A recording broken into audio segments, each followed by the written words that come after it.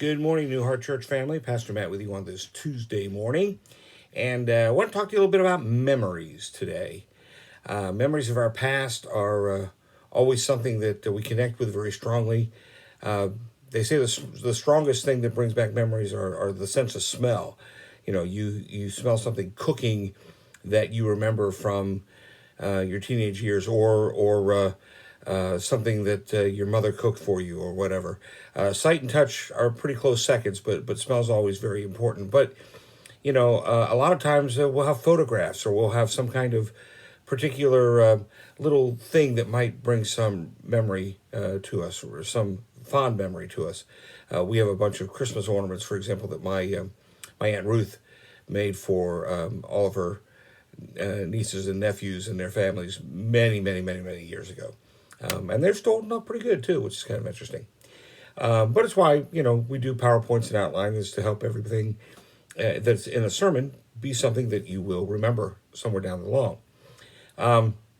That information kind of helps us when we look at 1 Samuel 7. The Ark of the Covenant had been restored to Israel, but it was kind of languishing in obscurity. It was in a remote part of the country, and so that was because the Philistines had previously captured it.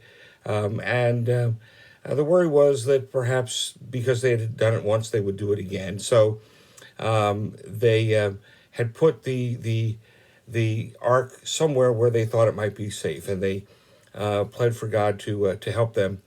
But while they were doing that, Samuel, the prophet, wanted to be sure that there was something that would remind them of God's great victories that had been wrought on their behalf, and all the great blessings that God has done. So he set up this stone pillar that he called an Ebenezer. What he would tell the people was that every time they saw that pillar, that Ebenezer, they were to say, "Thus far the Lord has helped us." It called God's people, to recall, and to recall often the time when God had turned the bad into good and the cursed into blessed. So each time an Israelite saw that, they remembered God's goodness.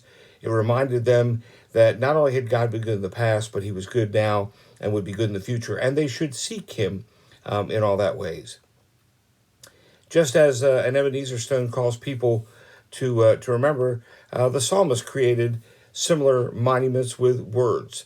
Most of the psalms that we read reach back into the history of how God has worked in the life of the people and the marvelous things he's done.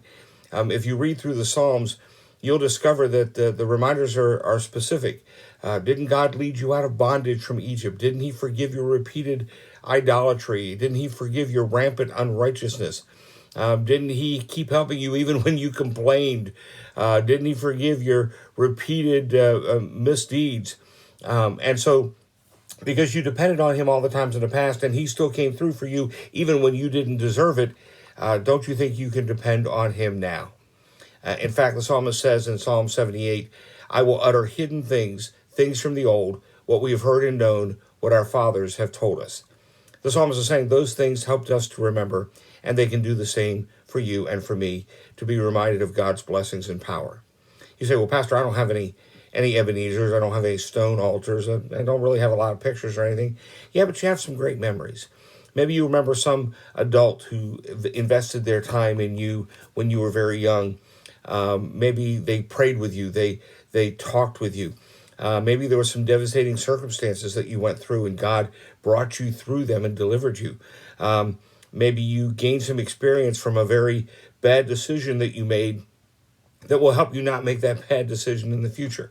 Maybe when you thought that everything was going wrong and nothing was going to go right, all your hopes were dashed on the rocks, as it were, but you still saw God come through and bring it about. And of course, every time you knew you had done something wrong, when you repented, you knew God had forgiven you and had restored you. And so you kind of set up your own little Ebenezer that way. And that personal Ebenezer will help you turn from fear and doubt and disbelief, because you'll realize over and over again how much God has done for you and what he still will do for you even now. Perhaps the greatest picture of an Ebenezer is what's at the front of almost every church sanctuary. certainly the front of New Heart Church Sanctuary, and that's the cross.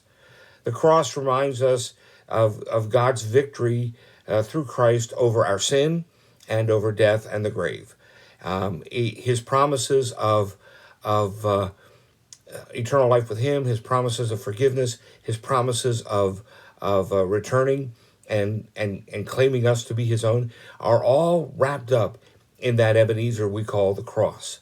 We sing that great old song, Come Thou Fount, and the second line says, Here I raise my Ebenezer, hither, meaning right here, by your help and grace I come.